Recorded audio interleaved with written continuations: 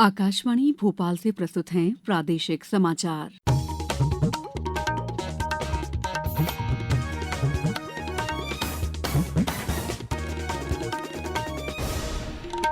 नमस्कार, समाचारों के साथ मैं दीपा सिंह।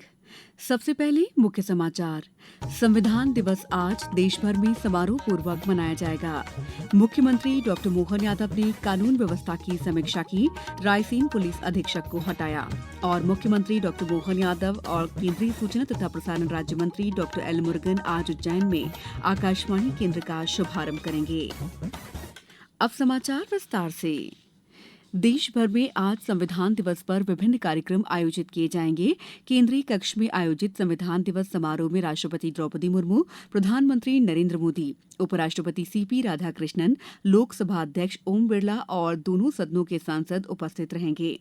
राष्ट्रपति द्रौपदी मुर्मू के नेतृत्व में संविधान की प्रस्तावना पढ़ी जाएगी। इसके अतिरिक्त संविधान का अनुदित संस्करण मलयालम, मराठी, नेपाली, पंजाबी, वोडो, कश्मीरी, तेलुगु, उड़िया और असमिया सहित 9 भाषाओं में जारी किया जाएगा। इस अवसर पर एक स्मारक पुस्तिका भी जारी की जाएगी। इस वर्ष संविधान को अंगीकार करने के उपलक्ष्य में 76वां संविधान दिवस मनाया जा रहा है। वहीं प्रदेश में भी संविधान दिवस के अवसर पर विभिन्न कार्यक्रमों का आयोजन किया जाएगा। कटनी में इस मौके पर जिले के सरकारी कार्यालयों, विद्यालयों, महाविद्यालयों, स्वशासी संस्थाओं सहित ग्राम पंचायतों में विभिन्न कार्यक्रमों का आयोजन किया जाएगा। इसके लिए राज्य सरकार के सामान्य प्रशासन विभाग ने दिशा निर्देश जारी किए हैं। वहीं आगरमालवा में संविधान की उद्देशिका का कलेक्टर कार्यालय में सुबह 11 बजे सामूहिक वाचन किया जाएगा। वहीं देश भर में 4 यूथ एकता यात्राएं निकाली जा रही हैं। इनमें से नागपुर से निकलने वाली नर्मदा प्रवाह यात्रा यूनिटी मार्च इंदौर से होकर गुजरेगी। ये यात्रा इंदौर, धार, झाबुआ होते हुए गुजरात के गोधरा में प्रवेश करेगी। मुख्यमंत्री डॉक्टर मोहन यादव ने कल रात पुलिस मुख्यालय पहुंचकर वरिष्ठ अधिकारियों की बैठक कर कानून व्यवस्था की समीक्षा की। मुख्यमंत्री डॉक्टर यादव ने प्रदेश के विभिन्न स्थानों पर हुई आपराधिक घटनाओं पर चिंता व्यक्त करते हुए मंडीदीप में चक्का जाम पर पुलिस की कार्रवाई पर नाराजगी जाहिर की। उन्होंने रायसेन जिले के पुलिस अधीक्षक को हटाने के भी निर्देश दिए।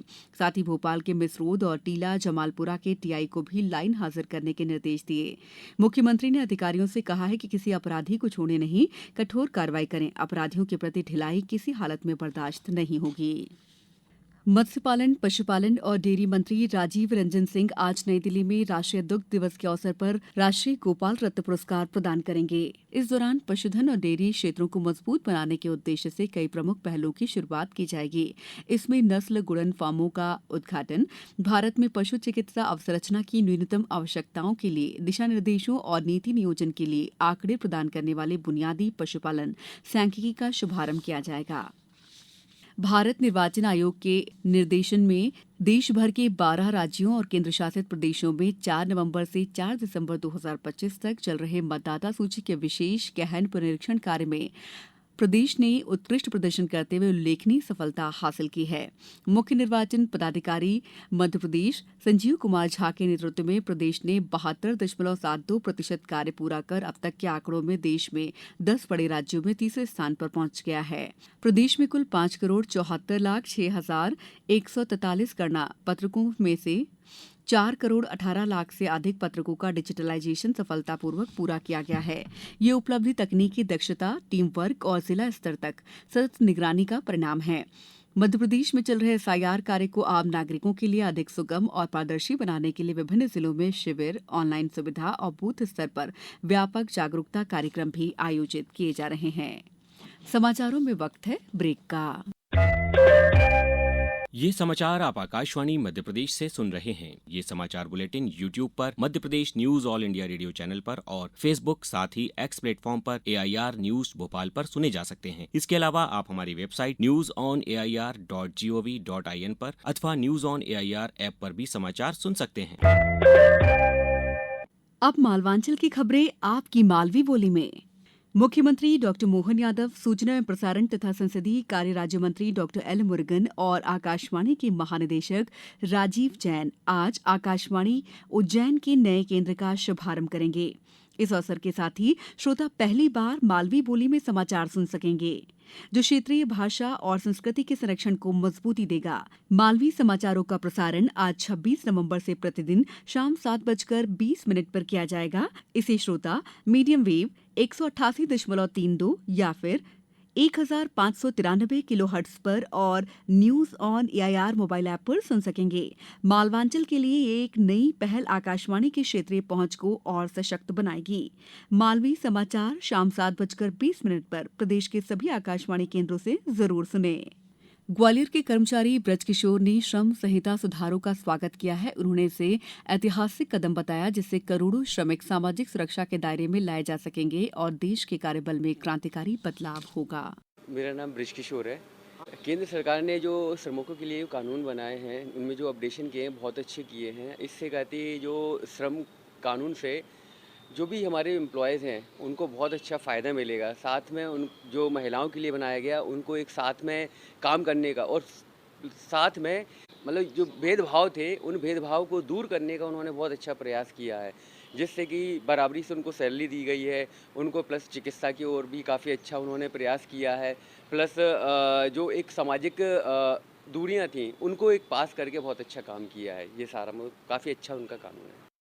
56वीं भारतीय अंतर्राष्ट्रीय फिल्म महोत्सव के एक सत्र में कल साईनाथ उस्कैरर निर्देशित लघु film my dad invented the बड़ा पाव प्रदर्शित की गई। ये फिल्म मुंबई के प्रसिद्ध स्ट्रीट फूड बड़ा पाव की कहानी को खूबसूरती से बयां करती है। बड़ा पाव नाश्ता सिर्फ खाने की चीज नहीं है, ये शहर की ऊर्जा और ताकत को दर्शाता है। ये कहानी उस नाश्ते के बारे में है जिसे सबसे पहले 1960 के दशक में अशोक वैद्य ने दादर स्टेशन के पास बनाया था और जो जल्द ही मुंबई के व्यस्त और मिश्रित संस्कृति के लिए एक आदर्श नाश्ता बन गया।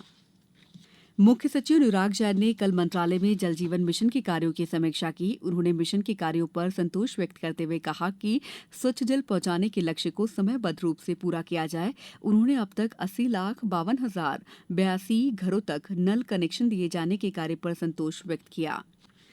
मध्यप्रदेश जन अभियान परिषद द्वारा संविधान दिवस के अवसर पर भारतीय संविधान और नागरिक कर्तव्य पर राज्यस्तरीय संगोष्ठी का आयोजन किया जा रहा है। मुख्यमंत्री डॉक्टर मोहन यादव संगोष्ठी का शुभारंभ करेंगे। आयोजन स्टेट सेंटर भवन, संचालनालय, सामाजिक न्याय और निःशक्तजन कल्याण भोपाल में संपन्न होगा।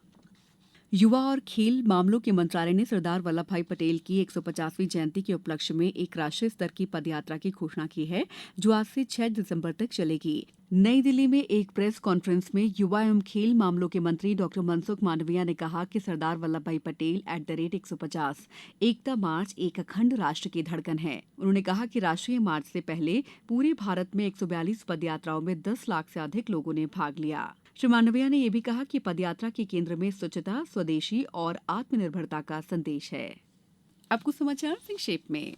खंडवा में प्रदेश के लोक निर्माण विभाग के मंत्री राकेश सिंह आज मांधाता, खंडवा, पंधाना विधानसभा क्षेत्रों के विकास कार्यों का भूमि पूजन करेंगे। भोपाल के कुशाभाऊ ठाकरे कन्वेंशन हॉल में आयोजित 3 दिवसीय आत्मनिर्भर पंचायत समृद्ध मध्य प्रदेश में पंचायत जनप्रतिनिधियों ने अर्बन कॉन्सेप्ट पर रोड मैप तैयार करने के लिए महत्वपूर्ण सुझाव दिए। कटनी में विश्व एंटीबायोटिक्स जागरूकता सप्ताह के अवसर पर जिला अस्पताल कटनी के civil surgeon doctor Yashwant Varma ने स्वास्थ्य सेवा से जुड़े संक्रमणों और एंटीबायोटिक प्रतिरोध के बढ़ते स्तर पर जानकारी दी।